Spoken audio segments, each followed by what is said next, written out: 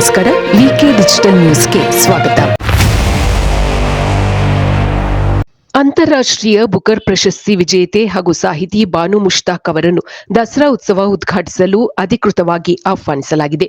ಹಾಸನದಲ್ಲಿರುವ ಲೇಖಕಿಯ ಮನೆಗೆ ತೆರಳಿದ ಮೈಸೂರು ಜಿಲ್ಲಾಧಿಕಾರಿ ಹಾಗೂ ದಸರಾ ವಿಶೇಷ ಅಧಿಕಾರಿಯೂ ಆಗಿರುವ ಜಿ ಲಕ್ಷ್ಮೀಕಾಂತ ರೆಡ್ಡಿ ಬಾನು ಅವರಿಗೆ ಶಾಲು ಹೊದಿಸಿ ಮೈಸೂರು ಪೇಟ ತೊಡಿಸಿ ಸನ್ಮಾನಿಸಿ ದಸರಾ ಉತ್ಸವದ ಆಹ್ವಾನ ಪತ್ರಿಕೆ ನೀಡಿದರು.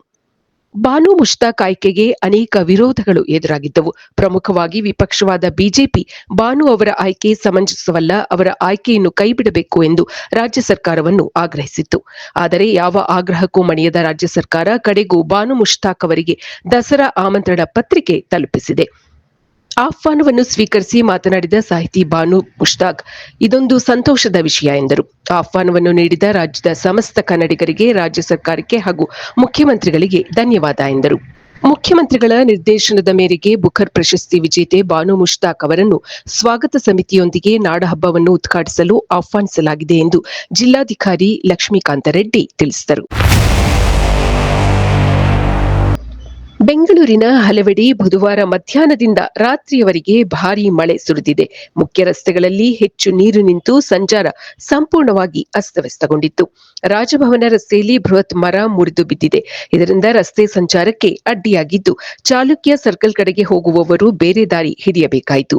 ನಾಗಾರ್ಜುನ ಜಂಕ್ಷನ್ ಕಡೆಯಿಂದ ಜಿಡಿ ಮಾರಾ ಜಂಕ್ಷನ್, ಬೆಳ್ಳಂದೂರು ಜಂಕ್ಷನ್ನಿಂದ ಎಚ್ಎಸ್ಆರ್ ಲೇಔಟ್, ಅನಿಲ್ ಕುಂಬ್ಳೆ ವೃತ್ತ, ಕ್ವೀನ್ಸ್ ರಸ್ತೆಯಿಂದ ಅನಿಲ್ ಕುಂಬ್ಳೆ ಸರ್ಕಲ್, ಹೆಬ್ಬಾಳ ಡೌನ್ ರ್ಯಾಂಪ್ನಿಂದ ಏರ್ಪೋರ್ಟ್ ಇತ್ಯಾದಿ ಸ್ಥಳಗಳಲ್ಲಿ ಹೆಚ್ಚು ನೀರು ನಿಂತು ವಾಹನ ಸವಾರರಿಗೆ ತೊಂದರೆ ನೀಡಿತು.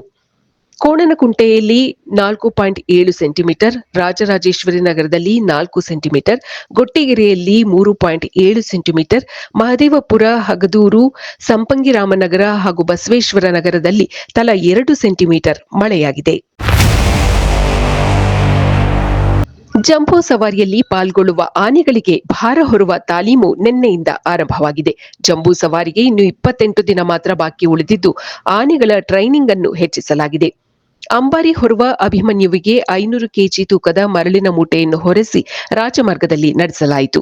ಅಭಿಮನ್ಯು ಜೊತೆ ಕುಮ್ಕಿ ಆನೆಗಳಾದ ಕಾವೇರಿ ಹಾಗೂ ಹೇಮಾವತಿ ಈ ಆನೆಗಳಿಗೂ ಗಾದಿ ಹೊದಿಸಲಾಯಿತು.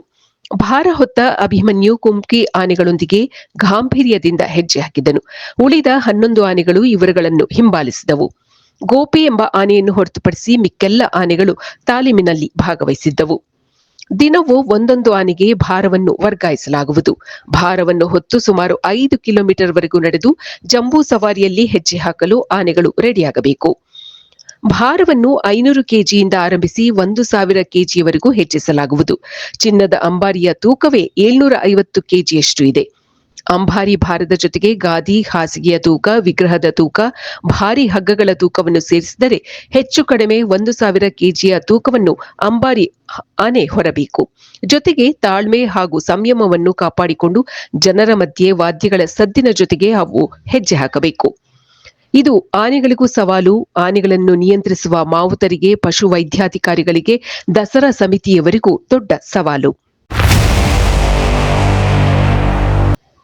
ಪೂರ್ವ ಅಫ್ಘಾನಿಸ್ತಾನದಲ್ಲಿ ಸಂಭವಿಸಿದ ಭೀಕರ ಭೂಕಂಪ ಹಲವಾರು ಜನರ ಬಲಿ ತೆಗೆದುಕೊಂಡಿತ್ತು. ಹಲವು ಕುಟುಂಬಗಳು ಮನೆ ಮಠ ಕಳೆದುಕೊಂಡು ನಿರಾಶ್ರಿತರಾಗಿದ್ದಾರೆ. ಅಳಿದುಳಿದ ಕಟ್ಟಡಗಳಿಗೆ ಕಾಲಿಡಲು ಸಹ ಜನ ಹೆದರುತ್ತಿದ್ದಾರೆ. ರಿಕ್ಟರ್ ಮಾಪಕದಲ್ಲಿ 6.0 ತೀವ್ರತೆಯ ಭೂಕಂಪ ಸಂಭವಿಸಿತು. ಇದರ ನಂತರ 6 ಬಾರಿ ತೀವ್ರವಾಗಿ ಭೂಮಿ ಕಂಪಿಸಿದೆ ಹಾಗೂ ಸಣ್ಣ ಪ್ರಮಾಣದ ಭೂಕಂಪ ಲೆಕ್ಕವಿಲ್ಲದಷ್ಟು ಬಾರಿಯಾಗಿದೆ ಎಂದು ತಿಳಿದು ಬಂದಿದೆ. ಭೂಕಂಪವಾಗಿ ಹಲವು ದಿನ ಕಳೆದರೂ ಕೆಲವು ಜನರು ಇನ್ನೂ ಅವಶೇಷದ ಅಡಿಯಲ್ಲಿದ್ದಾರೆ ಎನ್ನಲಾಗಿದೆ.